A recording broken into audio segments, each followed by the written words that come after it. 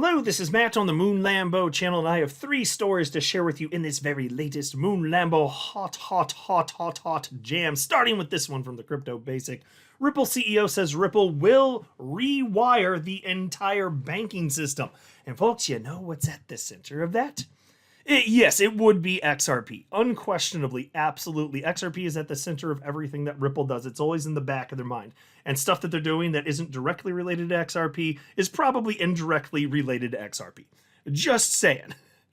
And then there's this headline from the Crypto Basic. Expert explains why XRP escrow is not bad for price. Quote, it's starving the market, end quote. Now that I want to talk about. This is an interesting topic of conversation. And it comes from an XRP community member who seems to just be consistently putting out genuinely thoughtful threads on social media platform X. And not that I agree with everything he puts out, but why would I? We're all going to have our own varied opinions. But good faith actor here. I do frequently agree with what he's saying here. And in this case, that's also the case, but I have a couple points that I want to add on to this to kind of flesh out the conversation, because these are the types of conversations that I always think are fun to discuss in the community. These are the types of things that back in 2018 prompted me to want to start a channel to share more ideas just like this. This is exactly it. And then I'll wrap up the video with something unrelated to XRP just for funsies. Here's the headline from the Daily Hodl, and this is buck wild. This is talk about a change. Talk about a change in quality of living. Here's the headline from Daily Hodl. Silk Road founder Ross Ulbricht receives $31.4 million in Bitcoin. It's a Bitcoin donation to crypto wallet. So think about this. From 1 year to the next, he went from effectively just, it's life in prison. That was the ultimate result. Life in prison for this guy, getting a pardon from the president, to now being ridiculously wealthy. $31.4 million. And frankly, it don't stop there. He's got more than that. But before going further, I do want to be clear, I do not have a financial background of any kind. I am not offering financial advice, and you definitely should not buy or sell anything because of anything I say or write. I'm just an enthusiast who enjoys making YouTube videos about crypto-related topics, but just as a hobby and just for fun. All right, into this first piece now.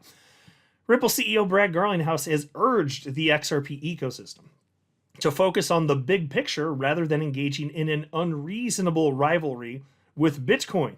Okay, I gotta pause. Look, he's giving the right message. He is. I'll give it. That's fine. You know, an unreasonable rivalry with Bitcoin. The thing is, most of us don't actually have a problem with like people in other crypto communities. Most of us are pretty freaking level-headed, right? And not aggressive towards the other tribes, if you will. You know, we're not crapping all other coins irrationally.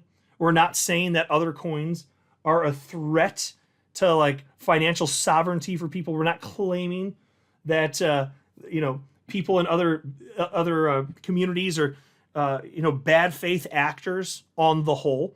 But that's what the toxic Bitcoin maximalists believe about us, just to be clear. They absolutely do. They view us as the enemy.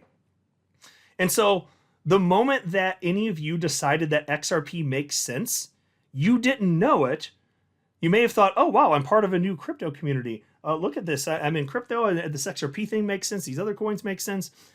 You're like, look, I'm part of a bigger group now. Well, only right to a degree, certainly as far as level-headed people joining in with you, sure. But you also gained a ton of enemies.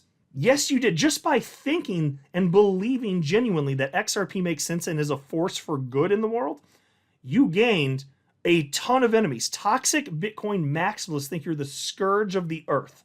They genuinely do. And so I don't look down at people who want to build whatever they want to try and build around anything, whether it's Bitcoin. I don't care. It doesn't matter. I just hate people that have that outlook in life because they are destructive. They are toxic. And so, yeah, unreasonable rivalry, it absolutely is, but it's not because of us. We're not obsessing over the pet rock of crypto, which is Bitcoin, you know? Just saying.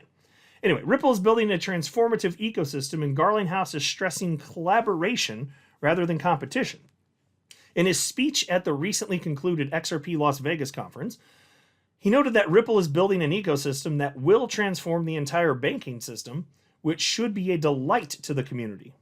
Ripple modeled its business to bridge the gap between the global financial institutions and blockchain technology. While the nascent industry focuses on removing monetary centralization and control tied to banks, Ripple's innovation lies in involving them in the future of finance. And folks, that's the type of stuff that makes us the devil. Just thinking that it makes sense to have a more efficient system that currently exists while also offering people the freedom to engage in value transactions with the XRP ledger or Bitcoin, whatever it is, without a central authority, even though we want that too. We're bad. If we don't exclusively want that and insist that, we are bad. And of course, it becomes such hypocrites because now that banks have embraced Bitcoin specifically more than any other coin, now they've, in that regard, on that topic, a lot of them have shut their stupid little face holes, haven't they? XRP is the banker's coin. What the hell do you think Bitcoin is then, you little bitch? Are you kidding me? It's so obvious. And so that's why you've seen them tamp some of that language down a bit. But they still will push back against anything that it would help a bank, right, in a hypothetical situation. They want it gone, right? Anyway, the private firm aims to innovate cross-border payments by bringing them on-chain, thereby making remittance seamless and efficient. This eradicates the need for intermediaries, pre-funding, and slow global fund transfer. Citing the company's CTO David Schwartz, Garlinghouse noted this ploy would, quote, rewire the entire banking system, end quote, making Ripple a giant in the cross-border payment and remittance business. Now, folks, XRP, obviously, he doesn't even have to say it, XRP's at the very core of that. Duh. That's what's at stake right here. And XRP only needs one use case, one successful use case to have long-term viability. That's all any coin needs. And so it's already been achieved there, even just with what Ripple's doing. But of course, XRP can do all sorts of other stuff, and you can use it as payments in their personal lives. You can tokenize stuff. You can stream money in real time. It just freaking works. And that's something that people, as it turns out, and investors actually care about. But this is what's being used to rewire the entire banking system on a global scale. That's what's happening right now, and XRP is at the core of this. It's a core piece of this, which is why I keep insisting XRP is a very obvious early winner in the crypto space. I do not have a doubt about it. And why do I say that now? I'm wording this differently than I had for most of the time I've run this YouTube channel until very recently. I don't have doubt because it already happened. The adoption stuff, it already happened. The use cases already exist. All we're talking about now is scaling them further. And then as more and more people jump into crypto, more money flows in. And then if you're talking about price, which is what most of us care about in the first place, because we view this as an investment opportunity. We're not like toxic Bitcoin maximalists. This isn't a cult. We're not married to this. We just care about the price going up in the end, right? And so if XRP ever ceases to make sense as an investment opportunity, I'll say that and I'll sell it all. And then that'll be that. And then hopefully I'll get to maintain all of the friendships that I've made within the XRP community, because I value that. Now, XRP though, I'm not married to that, but I value all of the human, relations that have been built, of course. But no, it isn't a cult for me, and it isn't for really anybody that's here. It's very different than the Bitcoin community. The Bitcoin community is a cult, and it's very toxic. I do not like it. Anyway, Peace continues. Remarkably, this initiative should be sufficient to drive XRP adoption, and the CEO emphasized that it should be a big enough appeal to the ecosystem's enthusiasts. And he said, quote, "We underestimate how big that change is and how profound it is," end quote. And he stressed that, it would all make sense if the community looks back in 10 to 20 years from now. Yeah, and it could happen sooner than that. At this point, we have reached this moment where now, especially since crypto is just broadly being adopted by the United States, the largest capital market on the planet, we are seeing an increase in adoption, more money flowing into the space. That's going to expedite things, including and also the regulatory uncertainty that's going away. All this is really big stuff. So maybe he's right. 10 to 20 years, you look back, and then there's full implementation. But we've already seen it increase by leaps and bounds. And year by year, I think it's going to be noticeable, just literally from one year to the next. And we're just lucky to be here early. XRP is a huge part of all of this. It just is. Then there's this. Expert explains why XRP escrow is not bad for price. It's starving the market, quote. That's a quote. An XRP community pundit has suggested that the Ripple escrow system does not harm the XRP price, arguing that it starves the market of more tokens. With Ripple holding billions of XRP, some have argued that this creates a centralized system, raising fears about potential price suppression. Okay, we have to parse out here, folks, the difference between a concentration of wealth, which is what XRP has, or with Ripple, what Ripple has with XRP, that's a concentration of wealth, versus a centralization of a system. XRP is not proof of stake. It does not matter how much XRP you hold. That quantity held, whether it's big or small, will never give you any special power or permissions over XRP and the XRP ledger. Broadly speaking, it won't. It's not coded to. It's not going to happen. Quantity held has nothing to do with centralization, period. It's amazing in 2025 we still have to tell those idiot sticks over in the Bitcoin community that. But we do, sadly. Now, I think that they're just being intellectually dishonest. They just make the claim even though it doesn't make logical sense. It's just a thing they keep saying. It is what it is. Anyway, critics such as Bitcoin maximalists claim Ripple's monthly escrow releases act as token dumps, introducing supply pressure. Notably, even some within the XRP community believe these monthly releases are suppressing price growth.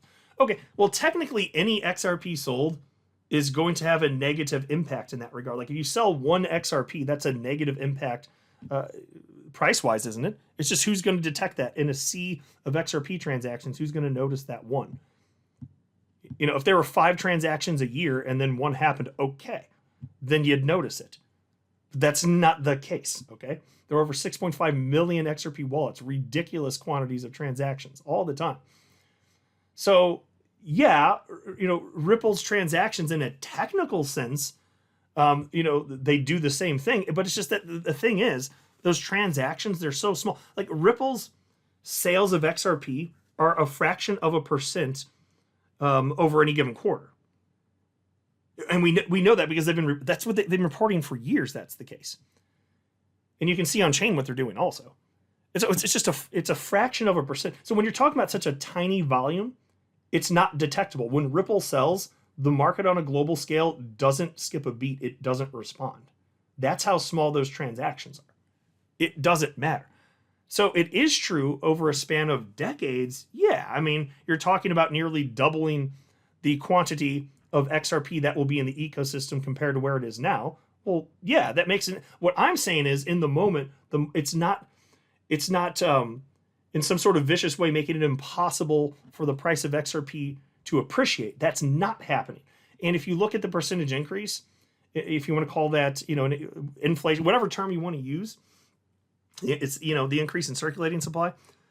There are a lot of chains that have had dramatic growth, that have tokenomics that allow for way greater introduction of the token. And so what I'm saying is, as long as there's sufficient demand, it doesn't matter. And so take a look at this post. I'm not going to read the whole thread, but it was All Things XRP that wrote this up. And he said, some argue escrow suppresses price. Others say it stabilizes it. But here's the twist. As escrow shrinks, plus use cases rise, on-demand liquidity, ETFs, supply may tighten, demand could outrun the drip feed. Right. And so that's a good way of characterizing it. Ripple's sales are so small that it's a drip feed. If you look over a span of decades, it's a lot. No one's denying that, right? But in the short term, it doesn't matter. It's not making it impossible for us to get life-changing wealth. In fact, when XRP hit its all-time high in 2017, Ripple was still selling. When Ripple hit its all-time high in 2025, Ripple was still selling. So what matters more? It's demand. Demand will substantially outpace any supply increase. Okay? Once all of Ripple's escrowed XRP is in circulation, it will not matter how it got there, by the way. I want to talk about that too. It won't matter. Toxic Bitcoin maximalists pretend that any chain that creates all of its native coins at inception, like just creating everything at inception, they believe that that's equivalent to original sin. And only Bitcoin's proof-of-work mining system, which mints new Bitcoin in a proper and holy distribution system, like that's fine. See, that's a stupid idea for maximalists who live in a cult. That's who that stupid idea is for. Bunch of freaking idiot sticks. Bunch of unsophisticated, knuckle-dragging, mouth-breathing troglodytes with cashew-sized brains. That's who that's for, them little bitches. That's who it's for. Once everything is out in the wild, who gives a damn? Take a look at this.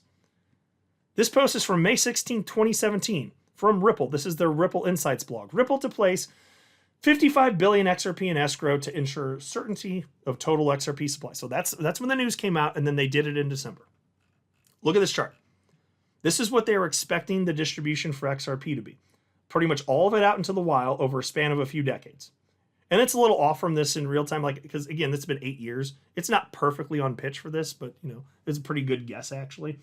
And so, but anyway, they do aim to pretty much get all of it out there ultimately. So then when it's out there and you're using it, or you're using Bitcoin, why would you care how it got into circulation in the first place once all of it's in circulation? Once all Bitcoin's mined, all XRP is in circulation, who gives a damn? The answer is it doesn't matter. Mining doesn't matter. It doesn't make it holy, and I'm so tired of that freaking narrative, which is why I want to just rip it to shreds every opportunity that I have. Toxic Bitcoin maximalists, they are just insufferable pricks. They are just insufferable. They are the worst aspect of being in crypto. Unquestionably. Toxic, whatever. I'll get off the soapbox, but let it be known that they grind my gears. From the Daily Hodl, Silk Road founder Ross Ulbricht receives $31.4 million Bitcoin donation to crypto wallet. Look at this. Online marketplace pioneer and Bitcoin OG Ross Ulbricht has received millions of dollars in Bitcoin donations following his first public appearance since being released from prison. And I'll just pause to note here, I'm assuming that you all know who Ross Ulbricht is at this point.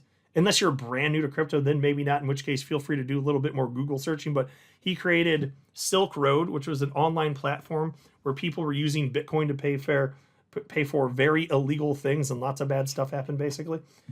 Turns out that was a bad idea for a ton of reasons, not the least of which is that Bitcoin is not anonymous, it's pseudonymous. So even though a name may not be linked to an account, you can see where the flows go and find out who's buying what and where it originated from. So it turns out it's a really bad idea. You can do on-chain forensics and kind of figure out where that came from. So people didn't realize that back then. It's hilarious now. Anyway, piece continues. According to blockchain tracking firm Look On Chain, Ulbricht received 300 Bitcoin worth about $31.4 million to his donation wallet early on Sunday. Arkham data suggests that most of the coins were eventually sent to crypto exchange Kraken within a few hours of receiving the donation. Ulbricht, who was released from prison earlier this year on a pardon from President Trump, made a speech at the Bitcoin 2025 conference over the weekend, which was his first public appearance since being freed. Coinbase director Connor Grogan says Bitcoin wallets left behind by Ross Ulbricht when he was imprisoned for his role in Silk Road are still holding tens of millions of dollars worth of Bitcoin. And by the way, there are lots of people speculating, and understandably why, easy to understand why, that he actually donated this to himself. And so he had some secret Bitcoin stashed away, and now that he's out, he's given it to himself and basically laundering it using mixers, so on and so forth, to get the funds to himself. I'm not saying that is or isn't true. I for sure do not know. But I'm just sharing with you some of the speculation going around here. It is interesting. Like, that seems like too big of a chunk of money to just give to a person. You know?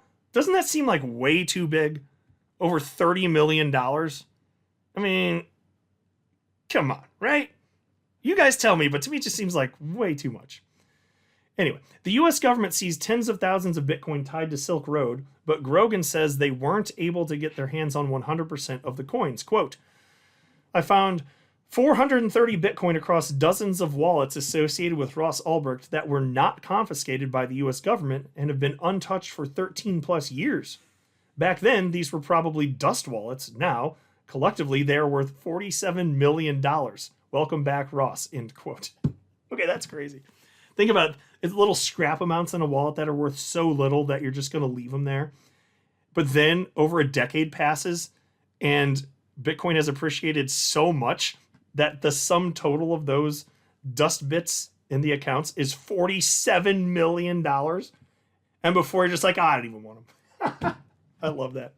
You know, crap like that's going to happen with XRP too. I mean, we don't and never will have a Ross Ulbricht situation, but still, I'm just saying there will be accounts where it's like, oh, there's this little bit left. People are going to come back and like, oh, that's kind of worth a fortune now. I mean, there'll be stories like that. Just jump another decade or two out. There's going to be all sorts of crazy stories. What a time to be in crypto. I'm not a financial advisor. You should not buy or sell anything because of anything I say or write. That would be a very, very, very bad idea. Until next time, to the moon, Lambo.